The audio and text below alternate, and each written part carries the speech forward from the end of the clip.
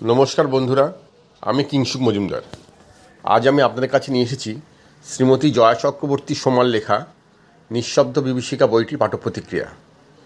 জয়া চক্রবর্তী সোমা বাংলা ও fine আর্টসের স্নাতকোত্তর। তিনি একাধারে লেখিকা, চিত্রশিল্পী এবং পেশায় শিক্ষিকা।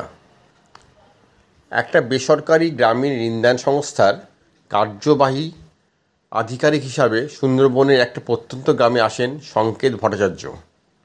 কলকাতায় তিনি ফেলে আসেন তার মা ও প্রেমিকাকে।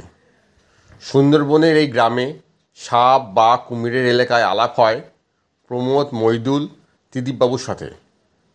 গ্রামবাসীরা তার নাম দেন লোনবাবু। প্রায় সেখানে বাঘের উপদ্রব লেগে থাকে। একদিন ভোরে শিবুর বউকে বাঘে নিয়ে যায়। গল্পের আরেকটি চরিত্র ওলামা বনবিবি। ওলামা বনবিবির উপর গ্রামবাসীদের অগাধ আস্থা। ওলামা বনবিবি বাঘের গতিবিধি, আক্রান্ত ব্যক্তির অবস্থান বলে দিতে পারেন। অপরদিকে স্থানীয় রাজনৈতিক দলের সদস্য মোহিত ঘোষ অন্যায়ভাবে লোন পাওয়ার জন্য চাপ দিতে থাকেন সংকেতবাবুর ওপর। জেদি সংকেতবাবু প্রতিবাদ করাতে নানানভাবে প্রতিশোধ নিতে চান মোহিত ঘোষ, কিন্তু মোহিত ঘোষের কোনো নোংরা পরিকল্পনায় শেষ পর্যন্ত সফল হয় না। নেপথ্যে এক অলৌকিক শক্তি কাজ করে। কী সেই শক্তি?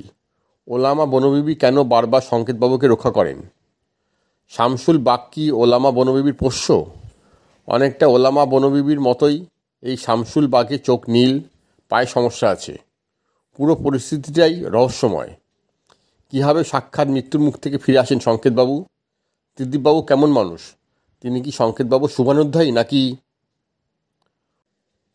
অসম্ভব এক টানটান উত্তেজনায় ভরা এই থ্রিলার উপন্যাসটি। লেখিকা এই বইটিতে পুরো ঘটনা ও চরিত্রগুলোকে খুব যুক্তিযুক্ত ভঙ্গিতে বিন্যাস করেছেন। পাঠক ও পাঠিকারা পড়তে পড়তে ঘটনাগুলির সাথে সম্পৃক্ত হয়ে যাবেন। আর এখানেই লেখিকার লেখনীর সার্থকতা। বন্ধুরা, আজ এই পর্যন্তই। আগামীকাল আমি আবার আসবো অন্য কোনো একটি বইয়ের পাঠ্যপ্রতিক্রিয়া নিয়ে। ভালো থাকবেন সবাই। নমস্কার।